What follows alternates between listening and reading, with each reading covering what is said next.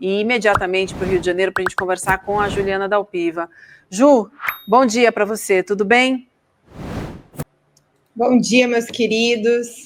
Saudade, hoje tem casa cheia, tem a Adri aí de novo. Vamos ver a Adriana, sou uma grande admiradora dela, César. Saudade de vocês aí também da bancada, faz dias que eu não vejo vocês. Mas é um prazer estar de volta, galera.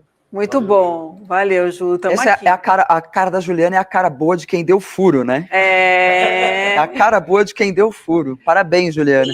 É isso mesmo. Adriana, tem uma outra, além do furo, sabe o que é? É poder enxergar o caminho das férias, entendeu? Isso aqui ela tirou férias o ano inteiro, enfim, agora ela entregou a missão, então ela pode pensar nas férias. Ainda não. Daqui a pouco você pensa, vamos trabalhar aqui mais um pouquinho, porque você tem apuração para a gente, é disso que a gente gosta. Lá na coluna da Juliana, hoje, no slnoticias.com.br, depois vocês podem ler também, ela está trazendo informações importantes sobre a fuga do Ramagem, tá? Segundo a apuração da Ju, ele fugiu no dia 11 de setembro, e tem mais que ela vai contar para a gente agora. Conta tudo, Ju.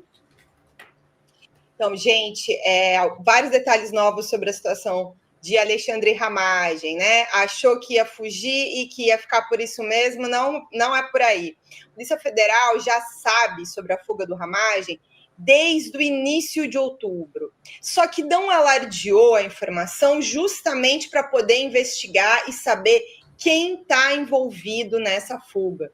Então, está sendo apurado nos mínimos detalhes como tudo se deu. Algumas coisas eu já consegui confirmar, então...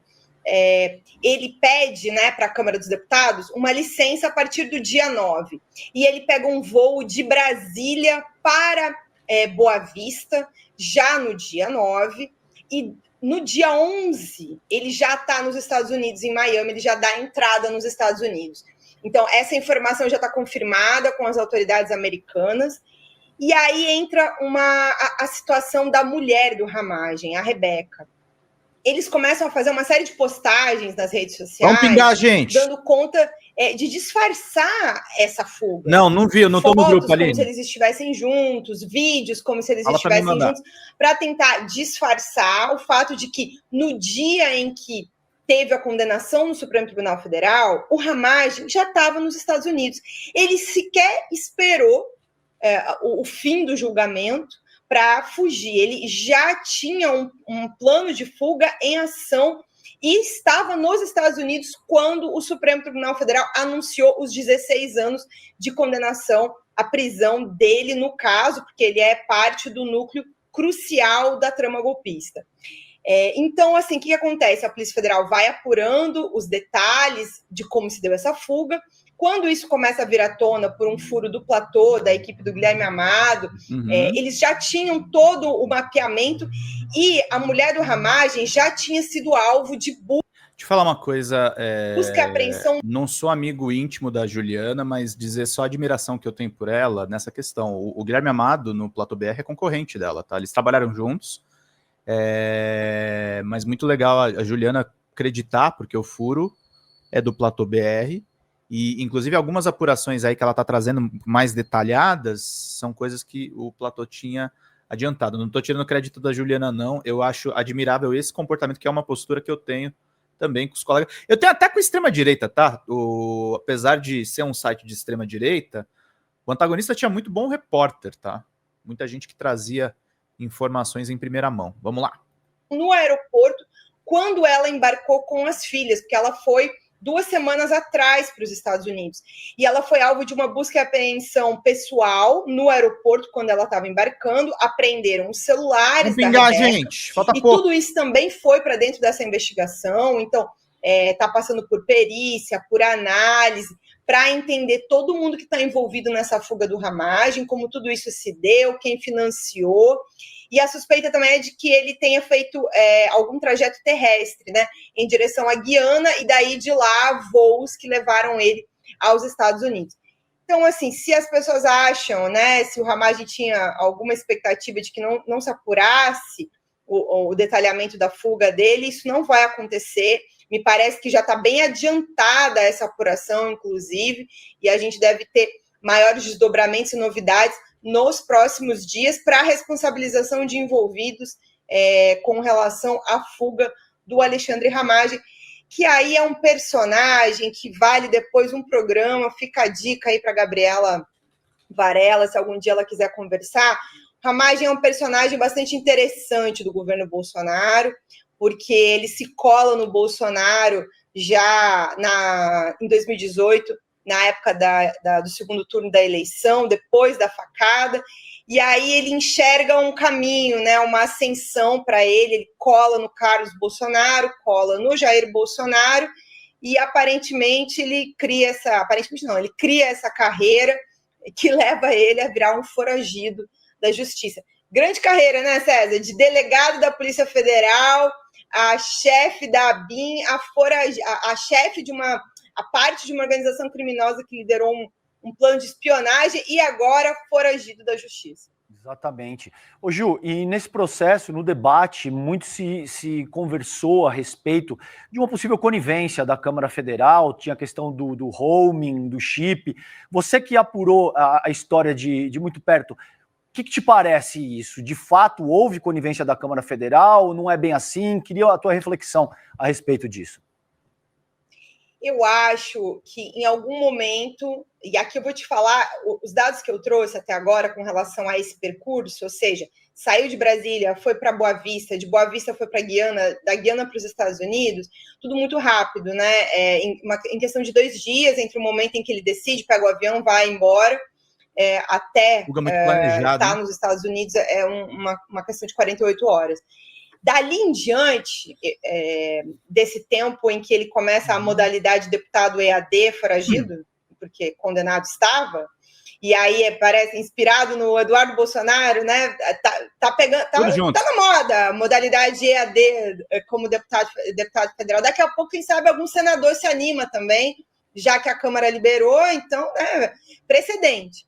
Mas até esse momento eu não tenho nenhuma informação precisa com relação à responsabilização de alguém dentro da Câmara. Se você perguntar a minha opinião pessoal, olhando para essa situação, ele ficou quase 2 meses sem ir à Câmara. Não é possível que a bancada do PL não tenha essa informação. Porque, por mais que, enfim, 1000 coisas, reuniões, tensões, quem está lá no dia a dia sabe. Então, quem está lá no dia a dia está vendo que o Ramagem não comparece às sessões, ao mesmo tempo em que nota que ele estava votando. Então, que se tinha conhecimento de que o Ramagem não estava comparecendo, essa informação não tem como ter passado sem que ninguém na Câmara tenha notado. Ao mesmo tempo em que tem esse pedido do chip, você vê essas votações, alguém notou lá dentro da Câmara, então, que tem alguma conivência, algum grau de conivência, me parece que existe. Agora, o tanto de conhecimento, aí é uma questão para ser provada, do ponto de vista criminal mesmo, né? Quem tinha conhecimento e ainda assim fez vista grossa, não comunicou às autoridades, porque, afinal de contas, a informação de que o Ramagem era um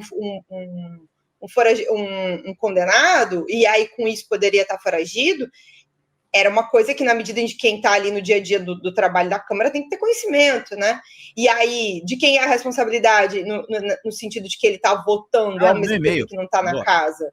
O presidente da casa liberou a modalidade EAD com o Eduardo e aí vai sair liberando para todo mundo? Então, sabe, eu acho que a Câmara tem que responder, sim, em termos de responsabilidade sobre isso.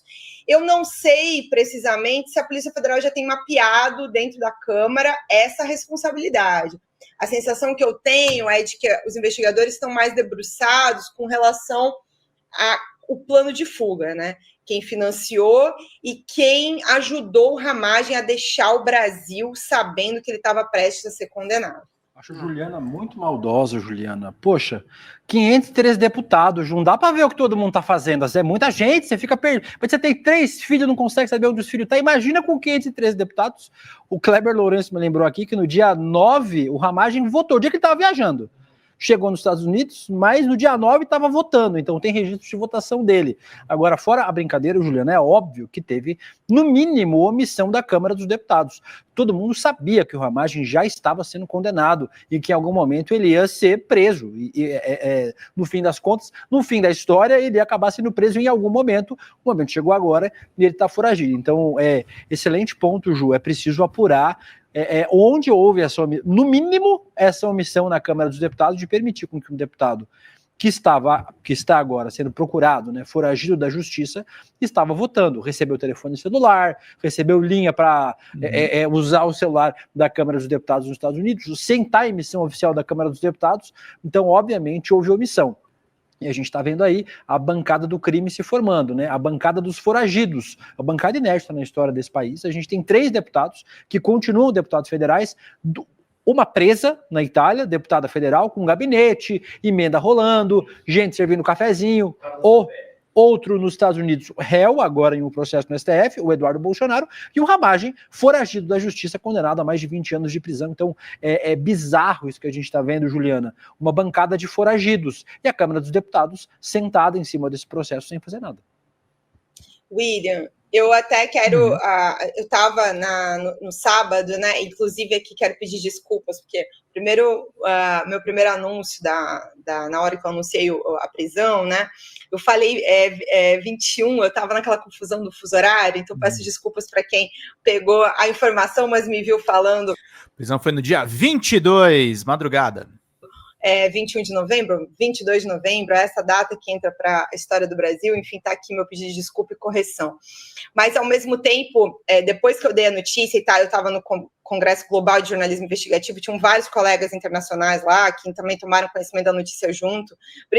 E aí o comentário todo era, né, sobre a realidade ser melhor que a ficção. Porque quem poderia imaginar que Jair Bolsonaro, depois de tudo, né, de absolutamente tudo que a gente já viu nesse país, ia meter uma solda, né, na tornozeleira eletrônica dele, prestes a talvez até se machucar, né, gravemente, mas assim, né, inacreditável. E se soma para mim, especificamente, ao rol de incredulidade, a fuga do Ramagem. Eu particularmente esperava atitudes mais desesperadas de outras pessoas.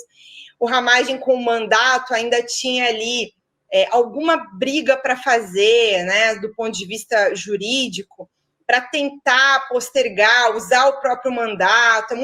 Falar uma coisa pessoal, tá? Muito jurista que achava que o Bolsonaro ia ficar pouquíssimo tempo na prisão, eu fui conversar depois. Esse negócio do Ramagem melou, gente. Esse negócio do Ramagem melou. Pele da devastação, não, Isabel Cristina. Estão denunciando, já vi aqui no meu Instagram. Temos que ficar muito atentos, porque agora vai vir as pautas bombas, porque o Guinho Mota tá com dor no bumbuzinho, no popozinho, porque o Bolsonaro tá preso. Muito difícil de prender deputado.